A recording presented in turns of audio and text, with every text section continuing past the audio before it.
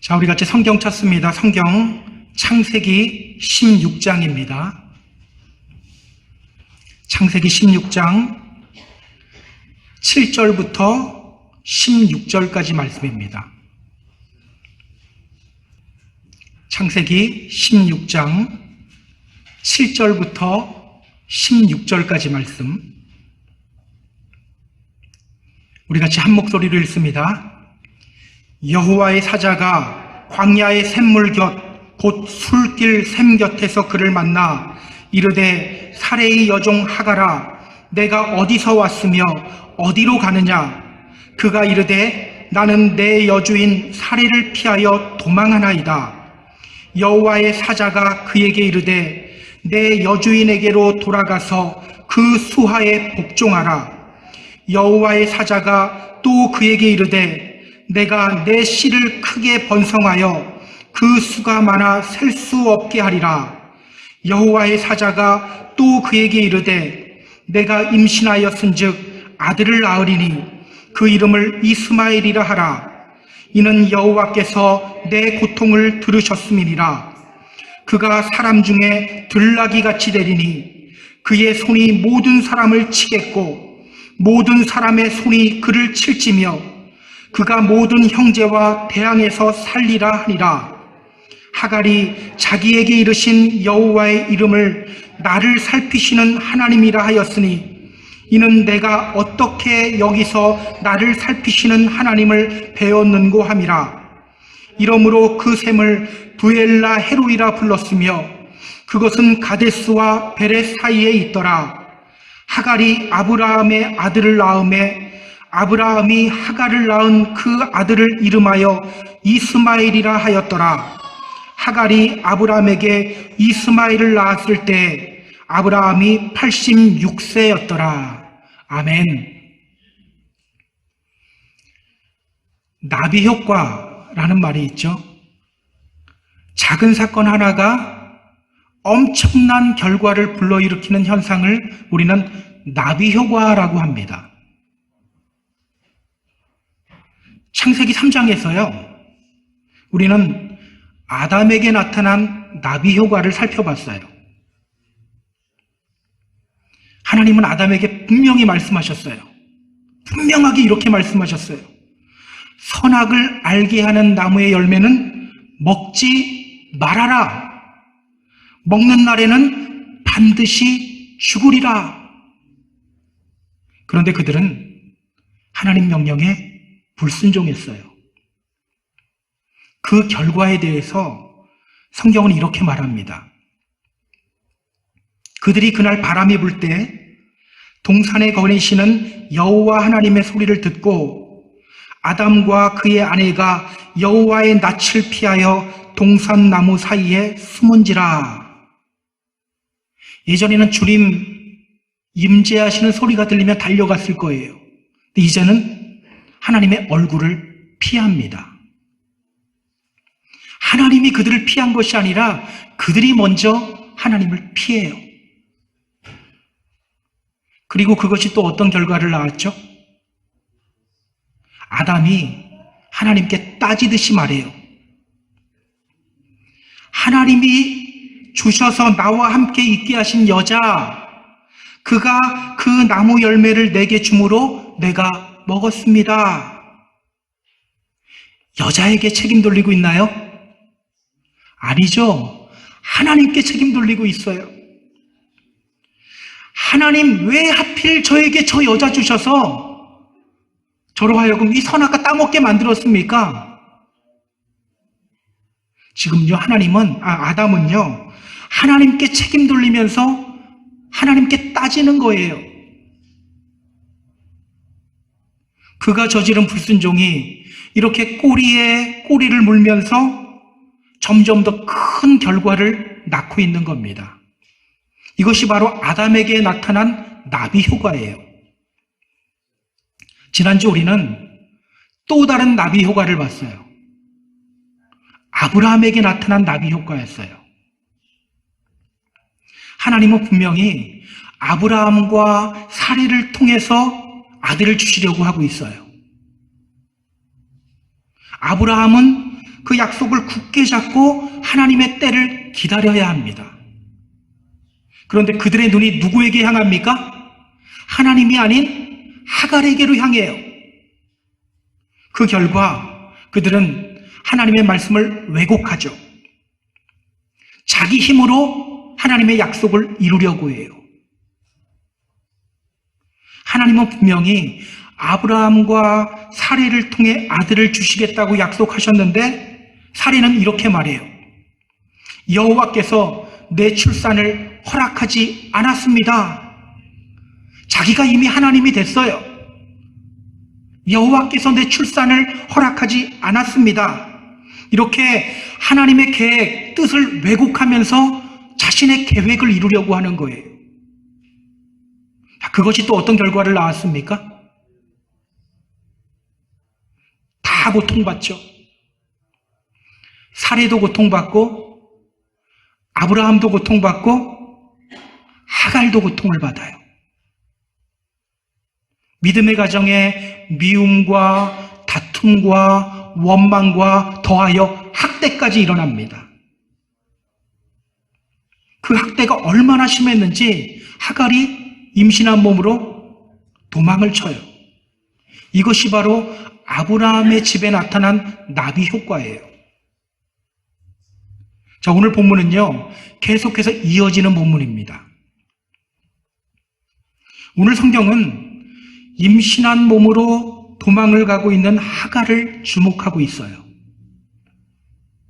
오늘 하나님이 하갈에게 나타나시고 그녀에게 복을 주시겠다고 약속을 하십니다. 자, 이 장면을 통해서 성경이 우리에게 전하는 메시지가 뭘까요? 오늘 본문을 통해서 우리가 함께 확인해 보도록 하겠습니다. 자, 그럼 본문으로 들어갈게요. 자, 7절, 8절입니다. 자, 7절, 8절 같이 읽습니다. 여호와의 사자가 광야의 샘물 곁 곧 술길 샘 곁에서 그를 만나 이르되 사레의 여종 하갈아 내가 어디서 왔으며 어디로 가느냐? 그가 이르되 나는 내 여주인 사레를 피하여 도망하나이다. 사레의 학대를 피해서 도망 나온 하갈. 그녀는 지금 어디를 향해 가고 있을까요? 어디를 향해 가고 있을까요? 성경 아무리 봐도 어디를 향해 간다고는 나오지 않습니다. 어디로 가고 있을까? 오늘 성경은 이렇게 말해요. 여호와의 사자가 광야의 샘물 곁 곧 술길 샘 곁에서 그를 만나. 여호와의 사자가 어디에서 하갈을 만나죠? 술길 샘 곁이에요. 여기 나오는 술이라는 말은요, 술이라는 곳은 수루 광야를 의미합니다. 수루 광야. 그러니까 지금 그녀는요, 수루 광야로 가는 길목에 있는 한 우물가에 앉아 있는 거예요. 수루 광야로 가는 길목에 있는 한 우물가. 자, 수루 광야 어디에 위치해 있을까요? 수루 광야는요, 애굽의 경계입니다. 경계에 위치해 있어요. 그래서 나중에 출애굽기를 보면요, 출애굽할 때 이스라엘 자손들이 이곳 수루 광야를 지납니다. 제가 출애굽기 15장 22절 좀 읽어볼게요. 출애굽기 15장 22절을 보면 이렇게 말해요. 모세가 홍해에서 이스라엘을 인도하며 그들이 나와서 수루 광야로 들어갔더라. 우리 마라의 샘물 다 수루 광야에 있는 거예요. 수루 광야로 들어가요. 출애굽한 이스라엘 백성들이 홍해를 건넌 후 들어간 곳이 바로 수루 광야예요. 자, 그렇다면 여러분, 지금 하갈이 수루 광야로 향하고 있는 그 길가에 있는 우물에 앉아 있었다는 것, 이게 무엇을 의미해요? 그녀가 어디를 향해 가고 있었다? 애굽을 향해 가고 있었다는 겁니다. 애굽을 향해 가고 있었다. 원래 그녀가 어디 사람이라고 성경이 말하죠? 예, 애굽 사람이라고 말해요. 그러니 애굽으로 향하고 있는 거예요. 자, 사례의 학대를 이기지 못하고 도망쳐 나온 하갈, 그녀는 지금 애굽을 향하고 있습니다. 임신한 몸으로 걸어가고 있으니 얼마나 힘이 들었을까요? 그러던 중 그녀는 한 우물 곁에서 쉬고 있어요. 그때 여호와의 사자가 하갈에게로 옵니다. 자, 성경에서 여호와의 사자가 나타났다는 표현은요, 하나님이 임재하셨다라는 표현이에요. 그러니까 하나님이 하갈에게 오신 거예요. 사실 이 장면은요, 굉장히 역사적인 장면입니다. 성경에서 최초로 하나님이 약자인 여자에게 나타나신 장면이에요. 그것도 여종에게. 자, 그럼 하나님이 하갈에게 어떤 말씀을 하시는지 우리가 좀 살펴보도록 하겠습니다. 자, 하나님이 하갈에게 묻습니다. 뭐라고 물으시죠? 예, 사레의 여종 하갈아, 내가 어디서 왔으며 어디로 가느냐? 너가 어디에서 왔으며 어디로 가느냐? 질문이 몇 개가 있죠? 제가 답 다 알려줬습니다. 2개입니다. 너는 어디서부터 왔느냐? 그리고 너는 어디로 가느냐? 2질문이에요. 첫 번째 질문은 과거에 속한 질문이죠. 너가 어디서부터 왔느냐? 두 번째 질문은 어디로 가느냐? 미래에 대한 질문이에요. 자, 그럼 우리 하갈이 어떻게 대답하는지 한번 보시죠. 하갈아, 내가 어디서부터 와서 어디로 가느냐? 이 질문에 하갈이 뭐라고 대답하죠? 나는 내 여주인 사리를 피하여 도망하나이다. 나는 내 여주인 사리를 피하여 도망하나이다. 하나님 몇 가지 질문하셨어요? 2가지 질문하셨어요. 분명히 과거와 미래에 대한 질문이에요. 자, 그런데 그녀는 뭐에 대해서만 대답합니까? 저는 제 여주인 사례를 피해 도망 나왔습니다. 단지 그녀의 과거에 대해서만 대답할 뿐이에요. 저는 제 여주인 사례를 피해 도망 나왔습니다. 여러분, 하갈이 왜 이렇게 대답했을까요? 지금 그녀는 애굽을 향해서 가고 있어요. 그러면 어떻게 대답해야 합니까? 저는 사례를 피해 도망 나왔습니다. 그리고 지금 저는 애굽을 향하고 있습니다. 이렇게 대답해야지 정답이에요. 그런데 그녀는 자기가 어디에서 왔는지만 대답할 뿐이에요. 왜일까요? 왜일까? 지금 그녀에게는요, 미래가 잘 보이지 않아요. 미래가 잘 안 보여요. 우리는 성경을 볼 때 이 아브라함의 입장에서만 성경을 보는 경향이 있어요. 그래서 이 하갈이 이 일을 당할 때 우리는 사실 우리 안에 잘됐다, 쌤통이다 이런 생각도 살짝 들거든요. 그 왜 사례를 멸시하고 그래? 그러니까 저런 고통당하지, 이런 마음이 우리 안에 들어요. 그런데 여러분, 한번 하갈의 입장이 되어서 한번 생각해 보세요. 어느 날 영문도 모른 채 강제로 고향을 떠나게 되었어요. 그리고 낯선 사람의 집에서 그 아내의 종으로 살게 되었어요. 가족과 고향이 얼마나 그리웠을까요? 그런데 설상가상 하늘이 무너지는 소리를 듣습니다. 아기를 갖지 못하는 여주인이 자기의 의사와는 상관없이 그녀의 남편과 동침하라고 해요. 그런데 문제는 그렇게 아들을 낳아봤자 그 아이는 내 아이가 아니에요. 여주인의 아이예요. 여러분, 여자가 첫 아기를 출산한다는 것이 얼마나 의미 있는 일입니까? 그런데 아기를 낳아봤자 그 아기 내 아들이 아니에요. 여주인의 악이에요. 여러분이 하갈이라면 어떻게 했을까요? 아마 우리가 하갈이라도 악이 빼앗기지 않기 위해서 아마 필사적으로 뭔가를 했을 거예요. 그러나 그러한 그녀의 행동은 사레의 화를 돋구었고 사레는 하갈을 미워하기 시작해요. 결국 아이 아빠, 뱃속에 있는 아이 아빠 아브라함의 묵인 아래 그녀를 향한 사레의 학대가 시작되는 거예요. 첫 악인이만큼 입덧도 심했을 거예요. 먹고 싶은 것도 많았을 거예요. 그런데 배려는커녕 육체적 노동은 더 심해지고 심적 압박도 더 심해져요. 결국 참을 수 없는 지경에 이르게 됩니다. 그녀는 임신한 몸을 이끌고 도망을 쳐요. 그러나 임신한 여자가 이 광야길을 걸어서 애굽까지 혼자 간다는 것, 떠났지만 불가능이에요. 샘물 곁에 앉아서 신세 한탄할 수밖에 없습니다.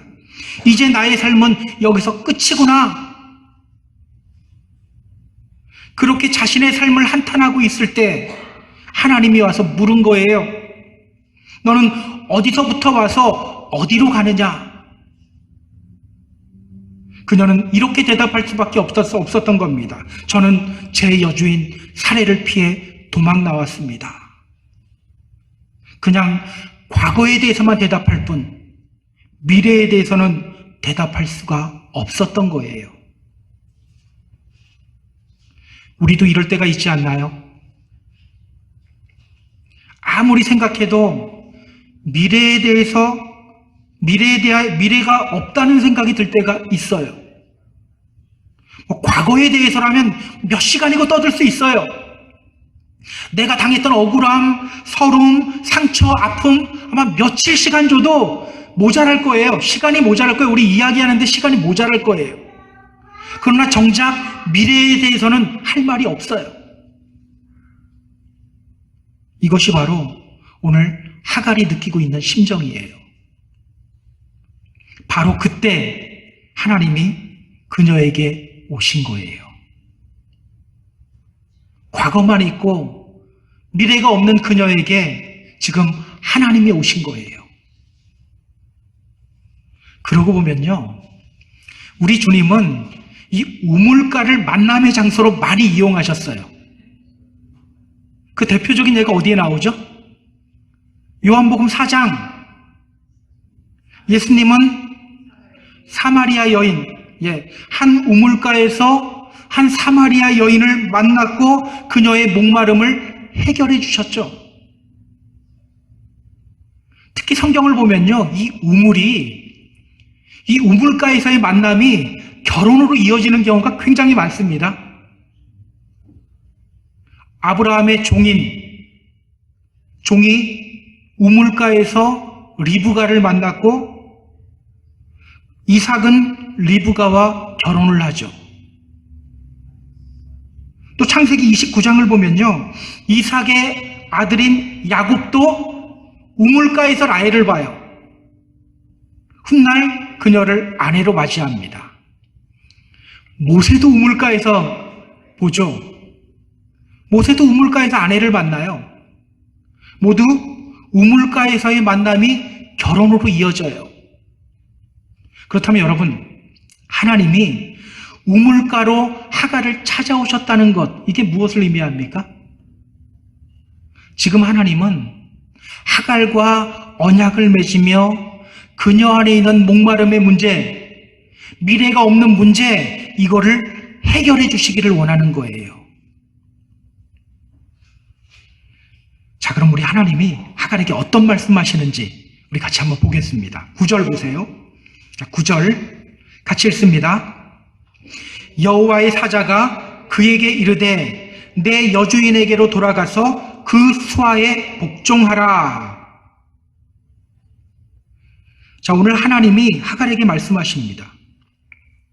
내 여주인에게로 돌아가서 그 수하에 복종하라. 너의 여주인 사레에게로 돌아가라. 그리고 그녀에게 복종해라.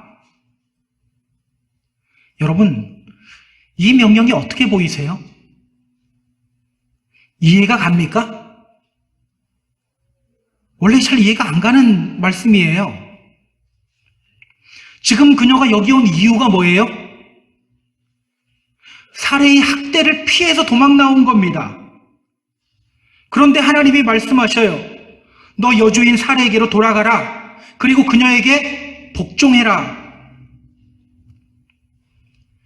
히브리어 성경으로 보면요, 더 이해가 안 가요. 사례가 하갈을 학대했죠. 학대하다, 여기에 쓰인 단어가 아나라는 히브리어 단어예요. 아나. 자, 오늘 하나님이 하갈에게 말씀하시죠. 사례에게 복종해라. 여기에 쓰인 복종하다, 이 단어도 똑같이 아나라는 단어예요. 아나 들어가요. 그러니까 하나님은요, 하갈에게 이렇게 명령하시는 거예요. 다시 돌아가라. 그리고 계속해서 학대받아라.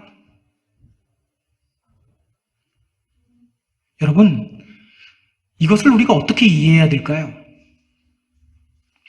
이것을 우리가 어떻게 이해해야 될까? 얼마 전 한국에서 많은 사람들의 마음을 아프게 했던 사건이 하나 있어요. 일명 정인이 사건인데요. 양엄마로부터 이 아이가 엄청난 학대를 받았어요. 아이가 다니는 병원에서 그걸 감지하고 경찰에 신고를 했습니다. 그런데 경찰이 조사한 이후에 아이와 엄마를 떼놔야 되잖아요. 근데 다시 집으로 돌려보냈어요. 결국 그 아이는 양엄마의 학대로 인해서 목숨을 잃게 됩니다. 이 사건으로 얼마나 많은 사람들이 분노를 했습니까? 그런데 지금 하나님이 하갈에게 명령하시고 있는 거예요. 다시 사례에게로 돌아가라. 그리고 복종해라. 뭐라고? 다시 계속해서 학대 받으라는 말이에요. 여러분, 하나님이 하갈에게 이렇게 명령하신 이유가 뭘까요? 하나님은 하갈에게 왜 이런 명령을 하셨을까요? 자, 10절, 11절, 12절을 보면 이제 그 이유를 알게 돼요. 자, 10절, 11절, 12절 같이 읽습니다. 여호와의 사자가 또 그에게 이르되 내가 내 씨를 크게 번성하여 그 수가 많아 셀 수 없게 하리라. 여호와의 사자가 또 그에게 이르되 내가 임신하였은즉 아들을 낳으리니 그 이름을 이스마엘이라 하라. 이는 여호와께서 내 고통을 들으셨음이니라. 그가 사람 중에 들나귀같이 되리니 그의 손이 모든 사람을 치겠고 모든 사람의 손이 그를 칠지며 그가 모든 형제와 대항해서 살리라 하니라. 자, 오늘 하나님이 하갈에게 말씀하시죠. 10절. 내가 내 씨를 크게 번성하여 그 수가 많아 셀 수 없게 하리라. 어디서 들어봤던 말씀 아닌가요? 누구에게 하셨던 말씀이에요? 아브라함에게 하셨던 그 약속의 말씀이에요. 자, 그럼 우리 한번 생각해 보죠. 앞서 하나님이 이 약속의 말씀 아브라함에게 하셨을 때 이것만 말씀하시고 끝냈나요? 또 어떤 말씀을 하셨죠? 창세기 15장 13절이 나와요. 너는 반드시 알라. 내 자손이 이방에서 객이 되어 그들을 섬기겠고 그들은 400년 동안 내 자손을 괴롭힐 것이다. 하나님은 복을 약속하시면서 동시에 뭐도 약속하셨어요? 고난도 약속하셨어요. 기억하세요. 성경은 절대 복만 이야기하지 않습니다. 고난을 통한 복을 이야기해요. 십자가를 통한 부활을 이야기해요. 이것이 바로 하나님의 복받게 되는 비결이에요. 자, 그렇다면 여러분, 오늘 하나님의 말씀, 사례에게로 돌아가라. 그리고 그녀에게 계속 복종해라. 이 말씀 안에는 어떤 의미가 있는 거예요? 아브라함에게 약속하신 그 하나님의 복을 하갈에게도 똑같이 주시겠다는 그 약속이 포함되어 있는 그런 말씀입니다. 하나님은요, 아브라함의 하나님만이 아니요, 하갈의 하나님도 되신다는 거예요. 자, 그럼 우리 하나님이 어떤 복을 약속하시는지 한번 확인해 보세요. 하나님이 그녀에게 말씀하시죠. 11절. 내가 임신하였은즉 아들을 낳으리니 그 이름을 이스마엘이라 하라. 이는 여호와께서 내 고통을 들으셨음이니라. 자, 하나님은 태어날 아들의 이름을 이스마엘로 지어줍니다.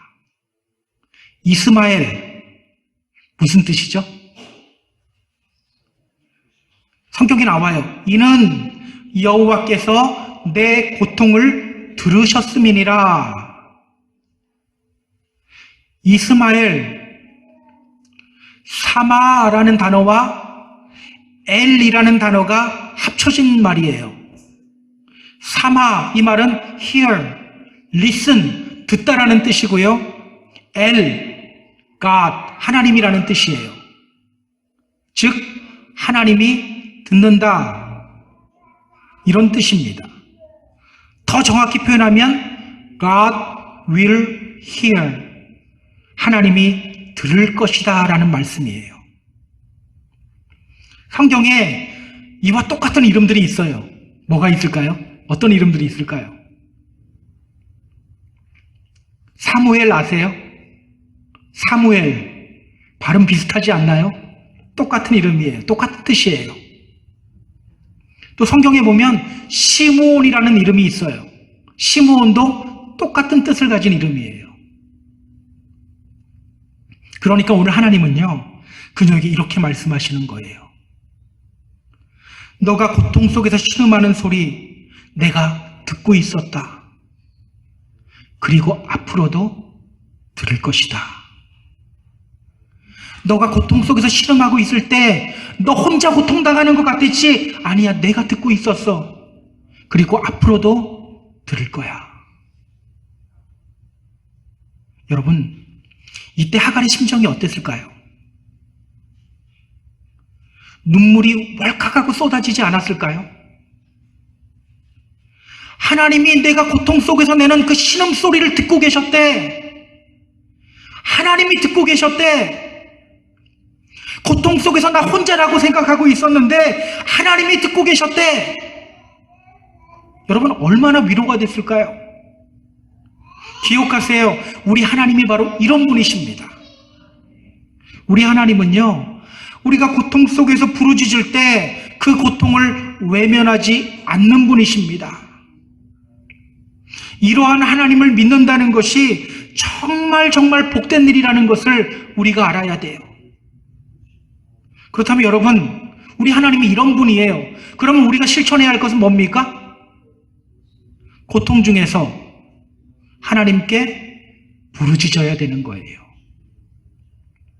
사람을 보며 원망하지 말고, 환경 탓하지 말고 하나님을 향해 부르짖을 수 있어야 합니다. 너희는 내게 부르짖으라. 내가 내게 응답하겠고 너희가 알지 못하는 크고 비밀한 일을 너희에게 보이리라. 예레미야 33장 3절 말씀이죠. 우리가 하나님을 향해 부르짖을 때 하나님이 들으시고 응답하신다는 사실을 잊지 말아야 합니다. 늘 하나님을 향해 부르짖는 저와 여러분 다 되었으면 좋겠어요. 자, 하나님이 또 어떤 복 주시는지 계속해서 확인해 보겠습니다. 12절. 그가 사람 중에 들나귀 같이 되리니 그의 손이 모든 사람을 치겠고 모든 사람의 손이 그를 칠지며 그가 모든 형제와 대항해서 살리라. 여러분, 이게 어떤 복일까요? 이것만 보면 굉장히 어려워요. 그런데요, 하나님이 이 약속의 말씀을 나중에 아브라함에게도 재확인시켜주고 하갈에게도 재확인시켜줘요. 그때는 쉽게 말씀하시거든요. 자, 창세기 21장 13절 보세요. 창세기 21장 13절.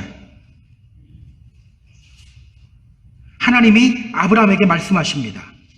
그러나 여종의 아들도 내 신이 내가 그로 한 민족을 이루게 하리라 하신지라. 자, 창세기 21장 18절도 보세요. 자, 하나님이 하갈에게 말씀하십니다. 일어나 아이를 일으켜 내 손으로 붙들라. 그가 큰 민족을 이루게 하리라 하시니라. 그렇다면 여러분, 오늘 본문 12절을 통해서 하나님이 지금 무엇을 말씀하시고 있는 걸까요? 이스마엘이 큰 민족을 이루고 강성하게 될 것이라는 말씀이에요. 이삭의 후손들과 어깨를 맞대고 살 거라는 거예요. 기억하세요. 우리 하나님은요, 우리가 고통 속에서 신음하는 소리 그냥 듣기만 하는 분이 아니에요. 그냥 위로만 해주시는 분이 아니에요. 힘들지 이러고 말면 화나잖아요. 뭐라도 해줘야지. 뭐라도 해주시는 분이 바로 우리 하나님이세요. 듣고 응답하고 역사하시는 분이 바로 우리 하나님이십니다. 에스겔서 34장 16절에서 하나님이 말씀하시죠. 나는 잃어버린 자를 찾으며 쫓기는 자를 돌아오게 할 것이다. 상한 자를 싸매주며 병든 자를 강하게 할 것이다. 우리 하나님은요, 잃어버린 자를 찾으시는 분이십니다. 쫓기는 자를 돌아오게 하시는 분이세요. 상한 자를 싸매주시고 병든 자를 강하게 해주시는 분이십니다. 여러분, 이거 잊지 마세요. 이거 잊지 마시기 바랍니다. 자, 그럼 이 말씀을 듣는 하갈이 어떻게 반응하는지 우리가 살펴봐야 돼요. 자, 13절, 14절입니다. 13절, 14절 같이 읽습니다. 하갈이 자기에게 이르신 여호와의 이름을 나를 살피시는 하나님이라 하였으니 이는 내가 어떻게 여기서 나를 살피시는 하나님을 배웠는고 함이라. 이러므로 그 샘을 부엘라 헤로이라 불렀으며 그것은 가데스와 베렛 사이에 있더라. 고통 중에 있는 자신을 찾아온 하나님을 향해 그녀가 고백합니다. 당신은 나를 살피시는 하나님입니다. 당신은 나를 살피시는 하나님이십니다. 내가 지금 나를 살피시는 하나님을 만났다. 히브리 성경을 보면요, 간단하게 이렇게 고백해요. 엘로이. 무슨 뜻이에요? God라는 뜻입니다. 하나님이 로이, see라는 뜻이에요. 감찰하다, 보다. 감찰하시는 하나님. 감찰하시는 하나님. 그녀는 감찰하시는 하나님을 본 거예요. 그리고 그 감찰하시는 하나님을 잊지 않고 기억하기 위해서 자신이 있던 그 우물의 이름을 이렇게 불러요. 부엘라 헤로이. 부엘라 헤로이. 그가 살아계셔서 나를 감찰하신 우물, 이런 뜻이에요. 그가 살아계셔서 나를 감찰하셨던 우물. 저는 오늘 우리에게도 하갈과 같은 이런 믿음의 고백이 있었으면 좋겠어요. 오늘 우리가 해야 할 믿음의 고백입니다. 엘로이. 하나님이 나를 보고 계십니다. 하나님이 나를 살피시고 계십니다. 시편 33편을 보면요, 시인은 이렇게 선포해요. 여호와께서 하늘에서 굽어보사 모든 인생을 살피시며 곧 그가 거하시는 곳에서 세상의 모든 거민들을 굽어 살피시는도다. 기억하세요. 우리 하나님은 감찰하시는 하나님이십니다. 감찰하시는 하나님. 다윗은요, 그 감찰하시는 하나님을 고백할 때 기쁨을 회복해요. 시편 31편에서 그는 이렇게 고백해요. 내가 주의 인자하심을 기뻐하며 즐거워할 것은 주께서 나의 고난을 보시고 환난 중에 있는 내 영혼을 아셨음이며 나를 원수의 수중에 가두지 아니하셨고 내 발을 넓은 곳에 세우셨음이니이다. 고난 속에서 그는 자신을 지켜보고 계시는 하나님을 깨달은 거예요. 그때 뭐라고 고백합니까? 내가 당신의 사랑 안에서 기뻐하고 즐거워합니다. 바로 이 고백하는 겁니다. 여러분, 혹시 사는 게 힘든 분 있습니까? 저희 교인들 중에는 없죠? 혹시 믿음 생활하는 게 힘든 분 있으세요? 믿음 생활하는 게 힘든 분 있습니까? 어떤 분은 저한테 그러더라고요. 목사님, 믿음 생활하는 게 얼마나 어려운지 아세요? 얼마나 힘든지 아세요? 죽겠어요. 막 그러더라고요. 여러분, 왜 힘이 듭니까? 지금 이 시간에도 주님이 나를 살펴보고 계신다는 이 사실을 망각하기 때문이에요. 지금 이 시간에도 하나님이 나를 보고 계신다는 사실을 잊어버리기 때문이에요. 주님의 이름으로 부탁드립니다. 감찰하시는 하나님을 잊지 마시기 바랍니다. 지금 이 시간에도 하나님이 나를 보고 계신다는 사실 여러분 잊지 마세요. 자, 그럼 여러분 우리가 이쯤에서 한번 생각해 봐야 할 것이 있습니다. 자, 오늘 본문에 나타난 여호와의 사자, 구체적으로 누구를 가리킬까요? 여호와의 사자. 제가 앞에서는 간단히 하나님을 가리킨다고 말했어요. 근데 우리가 좀 더 구체적으로 들어갈 필요가 있어요. 사실 이 여호와의 사자가 누구인지에 대해서는 여러 가지 주장들이 많아요. NIV에서는 엔젤이라고 표현하죠. 하나님의 천사라고 표현해요. 킹 제임스 버전 성경은 하나님의 메신저라고 표현을 해요. 저는요, 이 여호와의 사자는 예수 그리스도를 가리킨다고 생각해요. 예수 그리스도. 제가 그렇게 보는 이유가 있어요. 자, 오늘 본문에 나오는 사자, 이 단어를 히브리어 성경으로 보면요, 말라크라는 단어예요. 말라크. 이 단어는요, 정확하게 이런 뜻이에요. One sent with a message. 어떤 메시지를 가지고 보냄을 받은 자라는 뜻이에요. 보냄을 받은 사람. 예수님이 사람들에게 자신을 어떻게 소개하셨죠? 지금 요한복음을 저랑 새벽에 같이 보고 있는 분들은 계속 들었을 거예요. 예수님이 이렇게 말씀하셔요. 내 교훈은 내 것이 아니요 나를 보내신 이의 것이다. 예수님은 자신을 소개할 때 하나님 아버지로부터 보냄을 받은 자로 소개를 해요. 보냄을 받았다. 예수 그리스도예요. 또 말라기에 보면요, 제사장을 여호와의 사자라고 표현합니다. 제사장이 여호와의 사자다. 자, 히브리서를 보면 우리 예수님을 어떻게 표현하죠?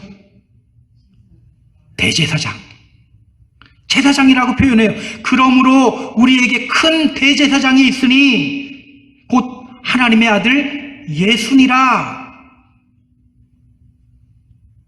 제사장이 누구예요? 예수라는 거예요. 이 외에도 여러 가지 증거들이 있거든요.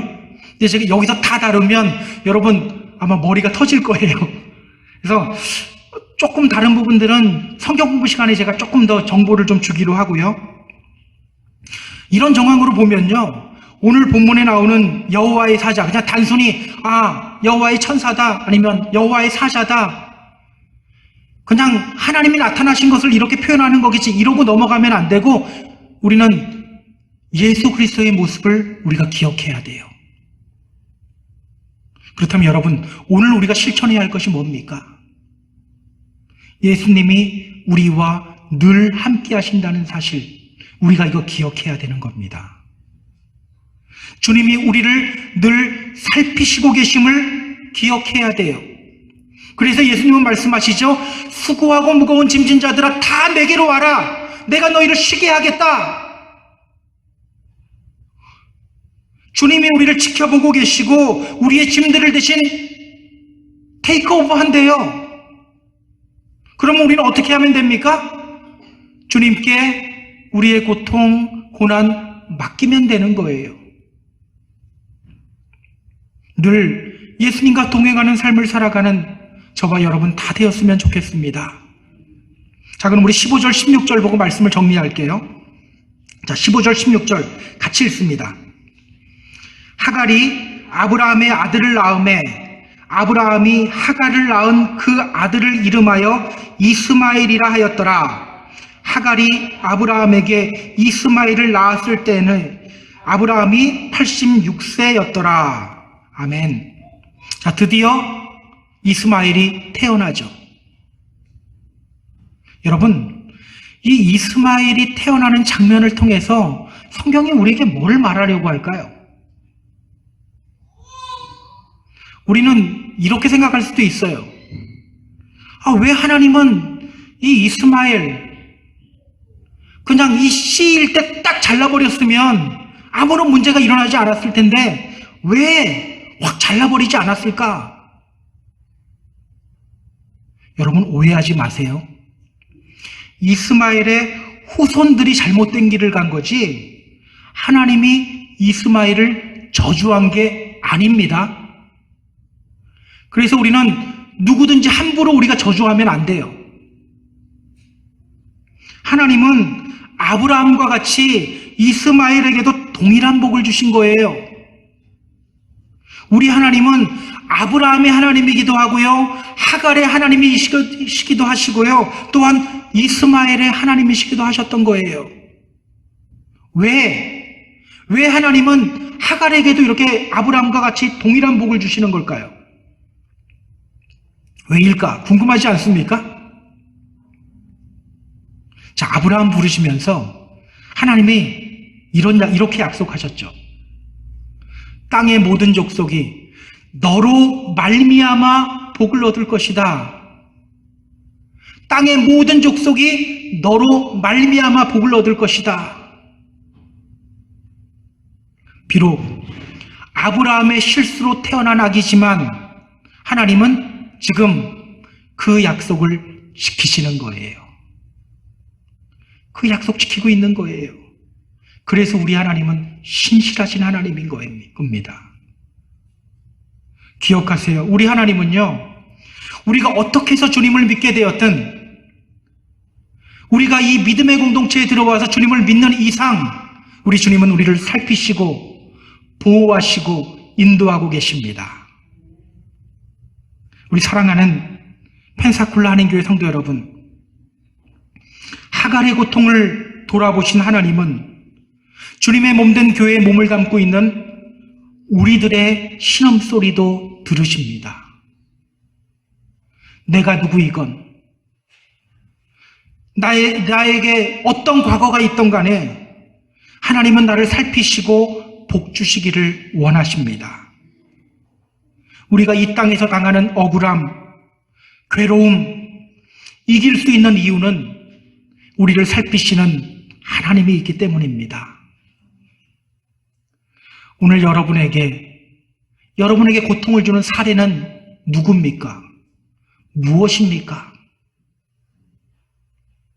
엘로이, 하나님이 지금 이 시간에도 나를 살피시고 계십니다. 입술을 열어 이 믿음의 고백을 하는 저와 여러분이 되었으면 좋겠습니다. 주님의 복이 임하게 될 거예요. 주님의 놀라운 회복의 역사가 일어나게 될 겁니다. 그러한 주님의 회복의 역사가 우리의 삶 위에 또는 우리의 가정 위에 우리의 일터 위에 충만하게 되기를 주님의 이름으로 축복합니다. 축복합니다.